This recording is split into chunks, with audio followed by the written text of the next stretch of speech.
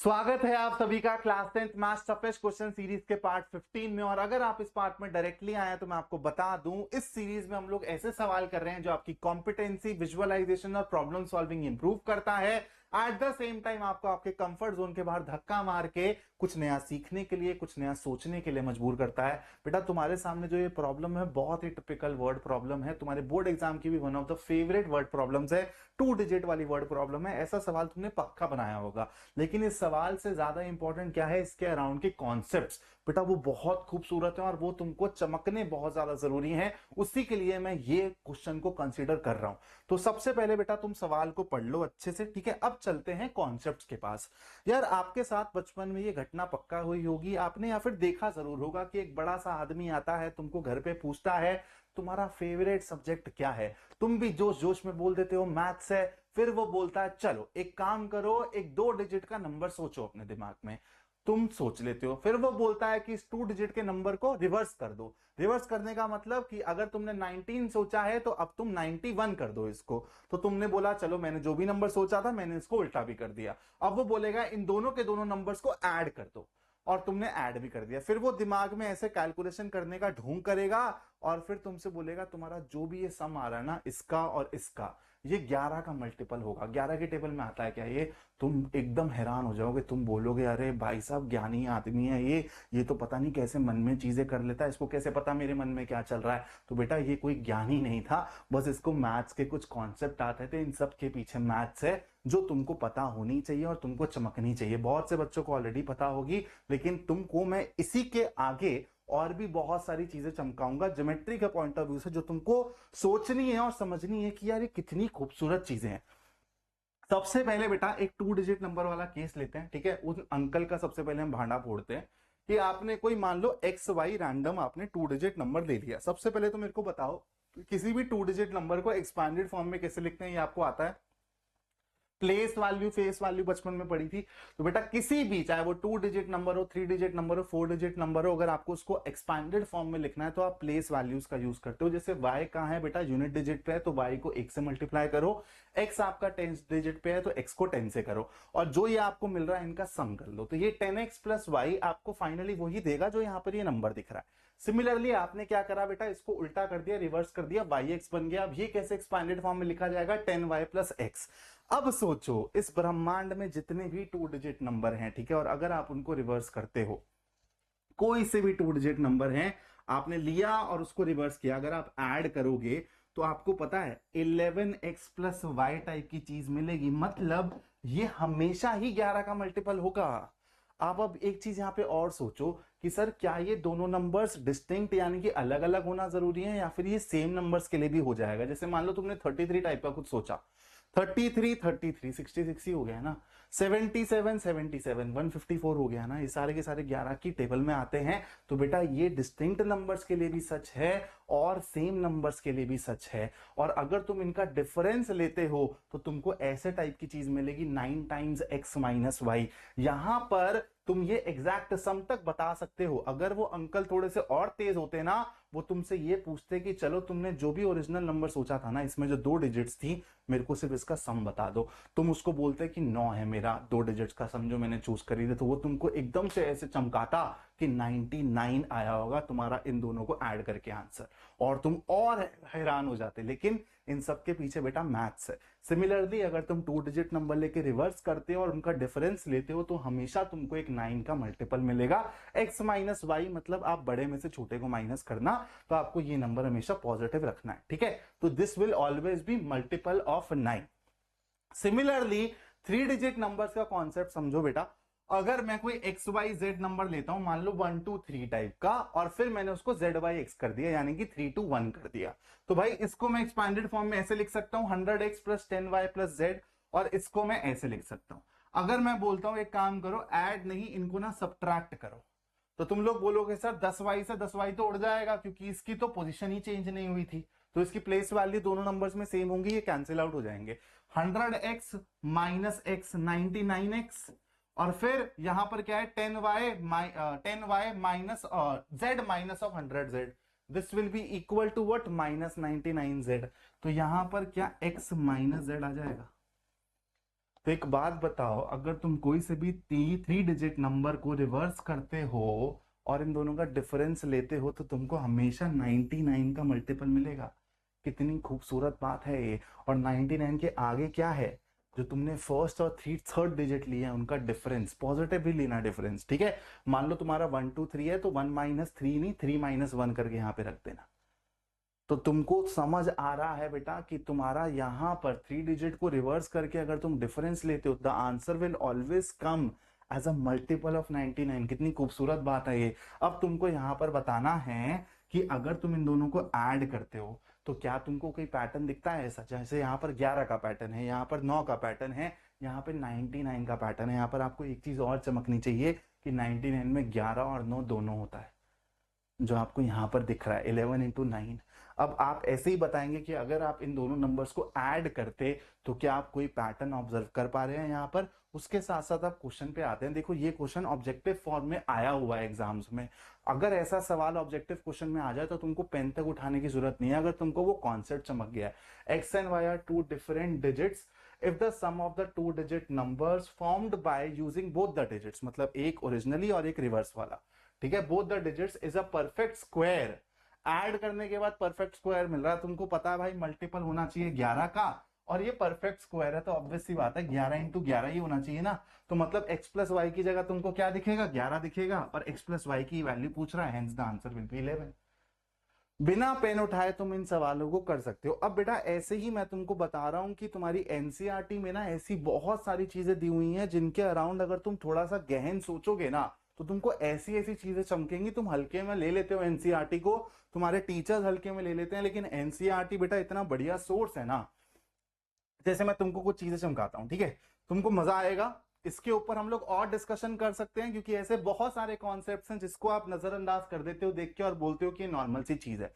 जैसे यार आपने कभी ऐसा सोचा है, बहुत बेसिक सी बात है, लेकिन मेरे को लगता है कि शायद 10 से 15% बच्चे ही ये सोचते होंगे कि यार अगर आप एक सर्कल लेते हो और उसका डायमीटर ड्रॉ करते हो, आपको पता है डायमीटर 90 डिग्री का एंगल सबटेंड करता है सर्कमफ्रेंस पे। तो आपने सोचा यार कि आप चाहे यहां लो, चाहे यहां लो, चाहे यहां लो, चाहे यहां लो, कोई सा भी पॉइंट लो बेटा, हमेशा आपको एक राइट एंगल ट्रायंगल मिलेगा। मतलब आप इन दोनों को मिलाओगे, मतलब ये तीसरा वर्टेक्स बनाओगे अगर आप इस ट्रायंगल का, तो it will always be a right angle triangle. कितनी खूबसूरत बात है बेटा। ये हो कैसे रहा है, तुमने सोचा कभी इसके बारे में? Why it is always forming a 90 degree angle. इतनी खूबसूरत है ज्योमेट्री। इसके पीछे का रीजन पता है तुमको क्या है? इसके पीछे का रीजन ये होता है कि अगर तुम ये डायमीटर को स्पॉट करो, तुमको पता है सेंटर यहां होगा। अब तुम यहां पर कोई सा भी पॉइंट लोगे, वो यहां से उतनी ही दूर होगा जितना ये और ये दूर है। बोलो हाँ या ना। जैसे मान लो मैंने यहां पर कोई पॉइंट ले लिया P। अब तुमको पता है बेटा ये और ये बराबर हैं, तो अगर तुम इसको बनाओगे तो ये एक आइसोसेलेस ट्रायंगल बनता है। आइसोसेलेस ट्रायंगल बनता है तो ये और ये बराबर होंगे। बोलो हाँ या ना। सिमिलरली बेटा अगर तुम इन दोनों को जोड़ दो ऐसे, तो अब तुमको पता है ये भी आर है, ये भी आर है, तो ये वाला एंगल और ये वाला एंगल भी बराबर होंगे। तो अगर ये थीटा है, ये थीटा है, ये अल्फा है, तो ये भी अल्फा होगा।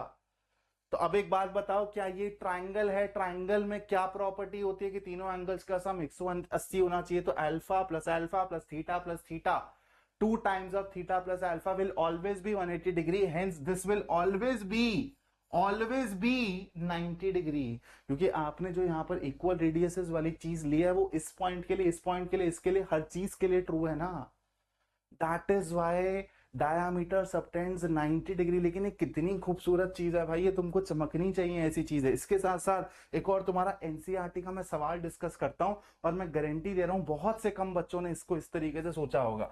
तुम लोगों ने ये वाला सवाल किया होगा एनसीईआरटी में, तुम्हारे सर्कल चैप्टर में है कि उसने क्या किया बेटा, ऐसे ना पैरेलल टैंजेंट्स बना दी, ठीक है, और फिर इन पैरेलल टैंजेंट्स पे एक ऐसी तीसरी टैंजेंट यहाँ पे इंटरसेक्ट करवा दी। याद आ रहा है सवाल? और फिर बोला है कि यहां पर ये सेंटर है तो ये वाला एंगल 90 डिग्री प्रूफ कर दो। जो ये सेंटर पे एंगल बन रहा है ये 90 डिग्री प्रूफ कर दो। तुम इसको बड़ी इजीली कर लेते हो, तुमको आता होगा, इसमें बहुत ज्यादा डिफिकल्ट कुछ नहीं है।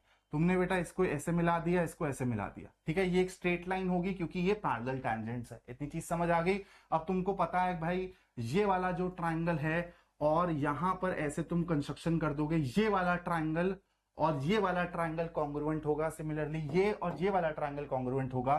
तो अगर ये अल्फा है तो ये भी अल्फा हो जाता है, ये वाली चीज बीटा है तो ये भी बीटा हो जाती है। अब तुमको पता है कि ये स्ट्रेट लाइन है, तो यानी कि 2 अल्फा प्लस 2 बीटा 180 डिग्री हो जाएगा, तो अल्फा प्लस बीटा ये वाला एंगल 90 डिग्री हो जाएगा। यही प्रूफ करना होता है। लेकिन तुम ये चीज सोचो कि अगर मैं इसको ऐसे ना बना के, इस वाली तीसरी वाली टैंजेंट को मैं ऐसे ना बना के ऐसे बनाऊं, तो क्या मेरा रिजल्ट चेंज हो जाएगा? अगर मैं इसको ऐसे ना बना के ऐसे बनाऊं, तो क्या मेरा रिजल्ट चेंज हो जाएगा? अगर मैं इसको ऐसे ना बना के ऐसे बना दूं, तो क्या मेरा रिजल्ट चेंज हो जाएगा? The answer is no. तो ये जो तीसरी टैंजेंट है, इसकी इंक्लिनेशन पे आंसर डिपेंड ही नहीं करता है दोस्तों। इट विल ऑलवेज फॉर्म, चाहे ऐसी इंक्लिनेशन रखो, चाहे ऐसी इंक्लिनेशन रखो, चाहे ऐसी इंक्लिनेशन रखो, हमेशा तुमको, मतलब ये वाली चीज कहां गया इसका दूसरा पॉइंट, ये भी 90 डिग्री होगा, ये वाली चीज ये भी 90 डिग्री होगा भाई, ये वाली चीज ये भी 90 डिग्री होगा। तो ये जो तीसरी टैंजेंट है, ये सेंटर पे हमेशा 90 डिग्री एंगल सबटेंड करेगी अगर आप पैरेलल टैंजेंट्स लेते हो। ये बहुत जरूरी है। अब ये चीज यहां नहीं काम करेगी अगर आप यहां पे मान लो पैरेलल टैंजेंट्स नहीं ले रहे हो, ऐसी कुछ टैंजेंट्स ले रहे हो, और अब आप बेटा ये तीसरी टैंजेंट बना रहे हो, तो ये रिजल्ट नहीं आएगा। क्यों? क्योंकि इस रिजल्ट के पीछे का आधार ही ये है कि ये एक स्ट्रेट लाइन बनेगी, तो हमेशा इन चार एंगल्स का सम 180 आएगा। लेकिन यहां पर बेटा ये पैरेलल टैंजेंट्स नहीं है, तो यहां पर एक स्ट्रेट लाइन नहीं बनेगी पॉइंट ऑफ कॉन्टैक्ट्स के बीच में, इसलिए ये वाला रिजल्ट यहां पर वैलिड नहीं है। समझ आ रही हैं चीजें? तो बेटा ऐसी एनसीईआरटी में बहुत सारे सवाल है जिस पे तुम थोड़ा सा और सोचोगे ना, तो तुमको ऐसे खूबसूरत खूबसूरत चीजें दिखेंगी और तुमको समझ आएगा कि ये रिजल्ट किस किस सिचुएशन में वैलिड है। तुमने शायद अभी तक यही सोचा होगा कि उसके हिसाब से नहीं, लेकिन इसको तुम कैसे भी घुमा दो बेटा, this will always be true. अब उसके साथ साथ बेटा मैंने तुमको एक फिजिक्स का सवाल दिया था, इसका मैं तुमको करेक्ट आंसर बता देता हूं। इसका करेक्ट आंसर है बेटा आई। ठीक है, बहुत से बच्चों ने इसका आंसर सही दिया था कमेंट में। तो यार देखो, रिपीटेड रिफ्लेक्शन से वाला सवाल बनेगा। तुम लोग सबसे पहले तो बेटा स्ट्रेट स्ट्रेट इमेजेस देखोगे। तुमको प्लेन मिरर के बारे में पता होना चाहिए कि इमेज उतना ही पीछे होता है जितना ऑब्जेक्ट आगे है। ठीक है, तो अगर हमारा यहां पर है तो O का इमेज M1 में यहां होना चाहिए था, नहीं दिख रहा, कोई दिक्कत नहीं है।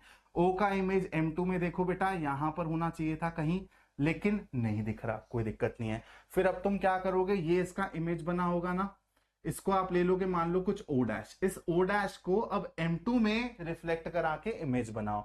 तो अगर ये यहां है बेटा 1 2, तो यहां पर 1 2 यहां होना चाहिए था, यहां पर नहीं है, गेम खत्म। चलो अब आ जाओ बेटा इस पे, इसको बोल दो O double dash. O double dash का M1 में इमेज बनाओ, तो इसको ऐसे नीचे थोड़ा सा एक्सटेंड कर लो अपने उसके लिए, 1 2 3 और फिर 3.5, 1 2 3 और फिर 3.5। That is why I2 will be one of the possible images, hence the answer is option B.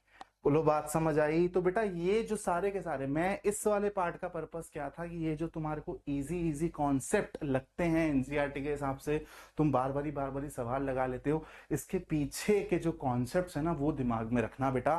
क्योंकि ऐसे सवाल जब कंपटीशन में आते हैं ऑब्जेक्टिव फॉर्म्स की फॉर्म में ना, तो ऐसे कॉन्सेप्ट्स डायरेक्टली तुम अप्लाई करके क्वेश्चंस को फोड़ सकते हो बहुत जल्दी। ऐसे ही ज्योमेट्री में भी बेटा बहुत सारे कॉन्सेप्ट्स हैं, और तुम्हारी एनसीईआरटी के अंदर ही इतने सारे कॉन्सेप्ट्स हैं जिसके बारे में अगर तुम थोड़ा सा गहन सोचोगे ना, तो तुमको समझ आएगा सर ये तो एक पैटर्न यहाँ पर ऑब्जर्व हो रहा है मेरे को। ऐसे ही एक सवाल के साथ मैं तुमको छोड़ के जाता हूँ। ठीक है, बड़ा बढ़िया सवाल है। तुम लोग मुझे बताओ कि 1/0, 2/0, 3/0 ऐसी कोई सी भी चीज तुमको दिखे, क्वांटिटी दिखे, तो तुमको क्या स्ट्राइक करता है, ये चीज तुम लोग मेरे को कमेंट्स में बताना। ठीक है, मिलता हूं तुम लोगों को नेक्स्ट पार्ट के साथ जल्दी। और बेटा लाइव भी मैं प्लान कर रहा हूँ, तुम लोग मेरे को डेट बताना। वैसे मैं 26 जनवरी का सोच रहा हूँ, तुम लोग मुझे बताना कि किस दिन तुम लोग फ्री हो, उसी के हिसाब से हम लोग लाइव रखेंगे। लेकिन वो लाइव इतना धुआंधार होगा ना, तुमने अभी तक जहां मर्जी से पढ़ा हो, जैसे मर्जी पढ़ा हो, बहुत अच्छी होगी तुम्हारी बेटा मैथ्स इस टाइम पे। लेकिन मैं जो वो सेशन लेकर आ रहा हूँ, उसमें जो मैं कॉन्सेप्ट, उसमें जो मैं तुमको अलग अलग अलग विजुअलाइजेशन, अलग अलग फंडेज, अलग अलग मेथड सिखाऊंगा ना, तुमको चमकेंगे अगर वो, तो तुम अपने मेन एग्जाम में, बोर्ड एग्जाम में 20 ऑब्जेक्टिव क्वेश्चन ना 7 से 8 मिनट के अंदर भी फोड़ सकते हो। और अगर तुमने स्पीड पे काम कर लिया तो बेटा विद इन 5 to 6 मिनट्स तुम अपने 20 सवाल को फोड़ सकते हो। और मैं सिर्फ ये हवा बनाने के लिए नहीं बोल रहा। 2 साल 2.5 साल पहले जो मेरे स्टूडेंट्स थे, जब मैं किसी प्लेटफॉर्म पे पढ़ा रहा था, तुम लोग जाके वो वीडियोस चेकआउट कर ले, मैं तुमको बता भी दूंगा कि वो वीडियोस तुमको कहाँ दिखेगी। तुम उन वीडियोस के नीचे के कमेंट्स चेकआउट कर लेना, तुमको रियलिटी पता चल जाएगी। Thank you so much for watching this video. जय हिंद दोस्तों।